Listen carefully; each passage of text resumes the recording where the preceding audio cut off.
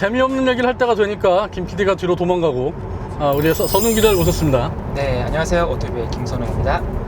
네, 뭐 이게 꼭 이런 얘기를 일반 소비자들한테 해야 되는지는 잘 모르겠지만 이 차가 가진 특징을 얘기하려면 산업적인 얘기를 안 할 수가 없는 것 같아요. 그렇죠. 그 테슬라라는 회사 자체는 그 단순히 자동차를 만드는 것 이외에 뭐 소프트웨어 회사이기도 하고 또 에너지 기업이기도 하면서 최근에는 이제 그 통신 쪽에서도 이제 진출을 했고 또 이제 배터리 심지어 이제 광산 쪽에도 이제 손을 대기 시작을 했습니다. 그러니까 기술적인 얘기를 저는 과연 현 시점에서 소비자들이 이 차를 사야 되는지, 사면 어떤 장점이 있고 어떤 단점이 있는지, 한계와 가능성, 이런 얘기를 좀 하고 싶어요. 이제 재밌는 게 올해 한 5월 달쯤에 독일에 있는 그 자동차 잡지에서 기사가 하나 났어요. 네. 폭스바겐 내부 보고서를 이제 빼냈는데 헤르베르트 디스 회장이 그랬다는 거예요. 모델 3를 뜯어보면서 이 차는 마치 신경망처럼 끊임없이 센싱을 하고 그 정보를 고객들한테 줘서 바로 피드백, 무선 업데이트를 얘기하는 거겠죠. 그걸 할 수 있다. 지금 테슬라 말고 아무도 못한다. 우리도 못한다. 네. 이렇게 얘기를 했고, 뭐 2월 달에 나왔던 일본 매체에서 나왔던 거는 일본 전문가들이 뜯어봤더니 토요타 폭스바겐보다 6년 앞섰다. 그게 다 소프트웨어 얘기거든요. 그러니까 일단 느껴보시고 좀 어떠세요? 일단은 그 중앙 소프트웨어, 아까 말씀하신 그 뉴럴 엔진이라고 부르는데 그 기술을 통해서 자동차가 오늘 달라지고 또 내일도 달라질 수 있어요. 앞으로는 더 많은 발전 가능성을 갖게 되는 거고요. 심지어 이제 뭐 토요타, 폭스바겐 그리고 이제 아우디 쪽에서도 이야기를 했습니다. 뭐 우리 기술보다 이제 테슬라는 한 2년 앞섰다. 결국에는 이게 그 자동차 만들기라는 게 아니라 소프트웨어의 완성도 그리고 그것을 아직 따라가기엔 아직은 좀 부족하다라는 점을 이제 스스로 제조사들도 알고 있는 것 같아요. 태생이 실리콘밸리다 보니까 이런 자동차의 하드웨어적인 물리적인 부분은 따라가기가 쉽지 않은데 소프트웨어 분야에서는 기존 완성차를 뛰어넘는 거죠. 테슬라는 어떤 다른 길을 가는, 그러니까 일종의 룰 브레이커죠. 나만의 게임을 만들고 이 시장에서 성공을 하겠다. 다소 좀 처음 시작했을 땐 좀 무리가 아니었나 싶지만 이제는 성공을 했고 가시적인 성과가 나오다 보니까 이제는 무시를 할 수 없게 된 것 같습니다. 간단하게만 설명을 드리면 얘들이 처음부터 굉장히 무모하게 완전 자율주행이라는 이름을 넣었지만 그냥 반자율주행 남들도 다 하는 거였단 말이에요. 근데 우리가 굉장히 무시했던 일 중에 하나는 처음엔 인텔 모빌아이, 나중에 인텔에 인수된 모빌아이가 이 영상 처리 분석하는 걸 맡았고 나중엔 엔비디아하고 손을 잡아서 했는데 둘 다 사고가 나면서 2017년쯤에 우린 자체 개발한다고 했을 때 다들 비웃었단 말이에요. 그쵸. 니네가 반도체 설계 회사야? 니네가 이런 거 할 줄 알아? 했는데 해냈어요. 네, 보시도 딱 만들었고 그것을 이제 그 슈퍼컴퓨터를 통해서 네, 아주 그냥 자랑을 하게 아주 만들어 놨습니다. 그러니까 지금 엔비디아에서 만드는 자동차용 통합칩과 비교하면 뭐 얘들 주장으로는 30배 뛰어나다고 주장을 하는데 그 정도는 아닌 것 같고 어쨌든 기존 완성차들도 컴퓨터들이 되게 많이 들어있는데 뭐 엔진 컨트롤 유닛, 우리가 흔히 얘기하는 컨트롤 유닛이죠. 엔진, 브레이크, 뭐 그리고 인포테인먼트, 통신 유닛 이런 것들이 성능이 높지 않은 작은 컴퓨터들을 여러 개 깔아놨다면 얘는 차가 하나의 컴퓨터가 된 거죠. 네, 심지어 일반 기존의 내연기관 자동차 회사에서 만들던 전기차는 각각의 칩셋이 따로 들어가는데 심지어 소프트웨어도 달라요. 그러니까 윈도우를 쓰느냐, 뭐 그렇죠. 안드로이드 쓰느냐, 애플 iOS를 쓰느냐, 약간 이런 식으로 서로 간에 하는 일만 합니다. 물론 장점은 있습니다. 해킹이 힘들어요. 하지만 테슬라 같은 경우는 이제 모든 것을 한 번에 제어를 하고 그것을 통해서 자동차가 정말로 업그레이드 해나가는 것을 소비자가 또 체감을 할 수 있어요. 이 부분은 정말 다른 제조사가 아직은 따라가기 힘든 테슬라만의 독보적인 위치를 보여주는 것 같습니다. 저희가 오늘 앞에 있는 프렁크 부분을 열진 못했지만 이 앞쪽에 보면은 뭐 쉽게 얘기하면 큰 컴퓨터가 있어요. 그래서 다른 회사들과 다르게 통합 제어할 수 있는 시스템 온 칩을 달아서 이게 삼성전자에서 파운드리 위탁 생산하거든요. 그래서 스스로 설계를 했고 이게 뭐 얘기하자면 굉장히 복잡해집니다만 AMD에 있던 유명한 사람이 와서 테슬라에다가 하나 던져주고 떠났죠.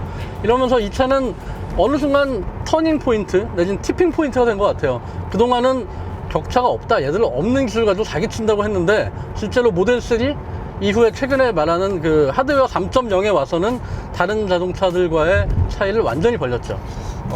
사실 이게 좀 의미가 큰 게 자동차는 이제 미래 전기차로 가게 되면 소프트웨어가 상당히 중요해집니다. 근데 테슬라 같은 경우는 소프트웨어도 만들고 하드웨어까지 만들어요. 그렇기 때문에 완성도가 높을 수밖에 없어요. 지금 다른 제조사 같은 경우는 아직은 소프트웨어 그리고 하드웨어를 따로 개발을 하고 있는 상황이고, 물론 볼보 같은 경우는 이제 안드로이드 기반으로 차를 내놓을 예정이긴 합니다.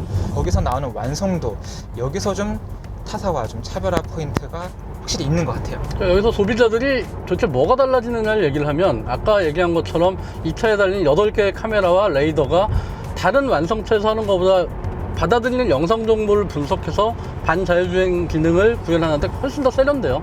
실제로 여기 디스플레이에서 보면 주변에 있는 차들, 뭐 차종은 물론 오토바이와 사람까지 다 구별을 하죠. 이렇게 약간 현혹시키는 거긴 한데, 그래도 기존 완성차들보다 훨씬 세련되게 구동을 하고, 아까 뭐 김기태 PD랑도 그런 얘기를 했는데, 과연 900만원짜리 FSD 옵션을 살 거냐? 네. 저는 사고 싶은 게 뭐냐면 앞으로의 확장성이에요. 그쵸. 이게 확장의 한계는 있지만, 앞으로는 아까 얘기한 것처럼 신호등 인식, 그리고 도로 표지판 인식, 이런 것까지 되면은 최소한 레벨 2 단계에서는 궁극의 반자율주행이 가능해지고 꽤 신뢰도도 높아질 거라는 얘기죠.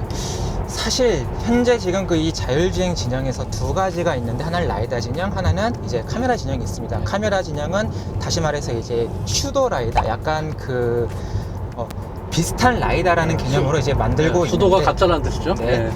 그러고 있는데, 사실 저는 완전한 라이다 진영에 있었어요. 라이다 없이는 자율주행이 불가능하다 했는데, 테슬라가 카메라만으로 가능하다고 몇 년 전부터 얘기를 했고, 이제는 가시적인 성과를 보여주고 있어요. 또 현재는 이제 모빌아이 같은 경우도 카메라 진영에 이제 슬쩍 발을 들어놓기 시작을 했단 말이에요. 그렇기 때문에 앞으로 이 자율주행도 어떤 식으로 이제 가게 될지 지켜보는 게 아주 재미있을 것 같습니다. 그러니까 이런 식으로 차를 하나의 컴퓨터로 만드는 게 어떤 의미가 있냐면, 예를 들면 여러분들이 컴퓨터 조립하잖아요.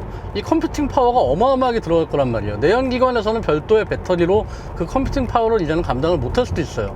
그렇게 되면 또 뭐가 달라지냐면, 우리가 고성능 컴퓨터 조립할 때 그 안에 막 분행식 쿨러 집어넣잖아요. 이런 식으로 열 관리 시스템이 굉장히 중요해지는데, 이미 이 차 유튜브 같은 데 보시면 나올 겁니다. 이 내부의 열 관리 시스템을 어떻게 하는지를 보면은, 그동안 지금 완성차들이 만드는 초기 단계의 전기차와 비교하면 굉장히 세련돼요. 이 배터리의 안정성이라든지 각 컴퓨팅 파워에서 나오는 열들을 관리하고, 또 이 안에 열 교환기들이 굉장히 많거든요. 앞에도 있고 뒤에도 있고. 이런 식으로 차를 전체, 전기차를 만드는 방법에 있어서 얘들이 한 10몇 년 동안 맨땅에 헤딩을 하면서 분명히 노하우를 쌓았다는 거죠.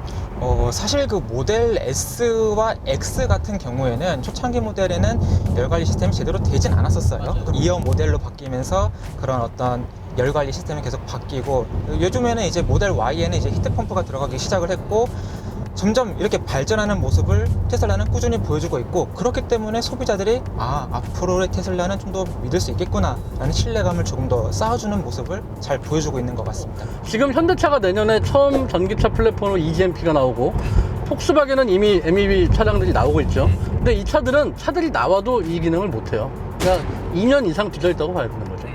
그런 확장성을 생각하면 이 차가 가진 많은 단점에도 불구하고 새로운 기능에 관심이 많은, 미래차에 관심이 많은 소비자라면 한번 경험해 볼 가치가 있다는 생각이 듭니다.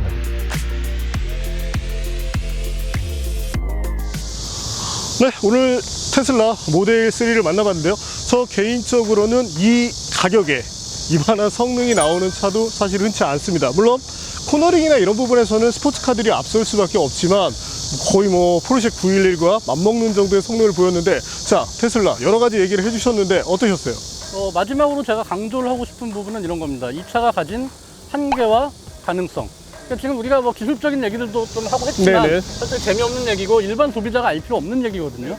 근데 간단하게 제가 정리를 하면, 이 차가 가지고 있는 전자적인 아키텍처, 그러니까 전기차뿐만이 아니라 자율주행차까지 보고 있는 미래차의 아키텍처는 짧게는 2년, 앞으로 길게는 한 5년 이상을 기존 완성차가 따라갈 수 없다는 얘기죠. 그렇죠. 하지만 하드웨어 부분에선 완성차 회사들이 뭐 10년 이상 앞서 있을 수 있는 부분이고, 그리고 현재 있는 인프라, 전기 충전의 인프라의 불편함, 이런 것들을 생각해서 과연 이 차를 지금 살 필요가 있는 것인가, 그거는 뭐 우리가 또 비겁하게 소비자들한테 넘길 수밖에 없는 상황인 것 같습니다. 저는 지금 이거 장기 렌트나 아니면 뭐 리스 정도로 한 5년 구매하는 건 괜찮은 것 같아요. 근데 내연기관차 최근에 계약하셨죠? 그건 조용히 하시고요. 네, 현재로서는 그렇습니다. 이 차를 사서 10년 이상 장기 보유하는 것은 약간 전 물음표가 있고요. 네네. 다만 단기 보유를 하는 것에 있어서는 지금 최신 차가 어디로 가고 있는가를 우리가 느낄 수 있고 이 차가 앞으로 또 업데이트가 될 거란 말이에요. 어느 정도 한계가 있겠지만 그런 거를 즐겨보는 좀 얼리 어답터적인 성향을 가지신 분이라면 충분히 즐길 만한 차라고 생각합니다. 자, 그리고 사실은 이제 저희가 컨텐츠를 올릴 때 기존의 테슬라를 갖고 계신 분들도 많이 시청을 하셨지만 이 주식을 보유하신 분들도 많았단 말이에요. 물론 금융팀장은 한혜란 팀장이 하시는 것 같은데 어떻습니까? 앞으로 테슬라. 기자가 이런 얘기 함부로 하면 안 됩니다. 네, 저도 그래도- 테슬라 주식이 없는데 네, 당분간은 상승세일 것이다. 초격차는 아니지만 네네. 이 차에서 가장 핵심적인 기능을 하는 아키텍처에서는 격차가 유지될 것으로 보입니다. 제가 오프닝에 말했던 것처럼 저는 불과 5년 전까지 굉장히 의구심이 많았는데 현재 상당한 부분을 입증하고 검증을 했단 말이에요. 거기에 있어서는 조만간 따라오겠지만 당분간은 테슬라의 소프트웨어를 따라올 때는 없다고 저는 생각합니다. 어쨌든 긍정적으로 평가하신다는 내용으로 이해를 하면 되겠죠? 그렇다고 제가 다라고 권한 적 없습니다. 저희는 그런 말 하지 않습니다. 예. 오늘 테슬라 모델 3 만나봤습니다. 네. 갈 때 누가 타고 갈지도 또 결정해야 될 것 같은데 스포츠 모드로 남은 전기 빡빡 쓰면서 한번 가보자고요. 예.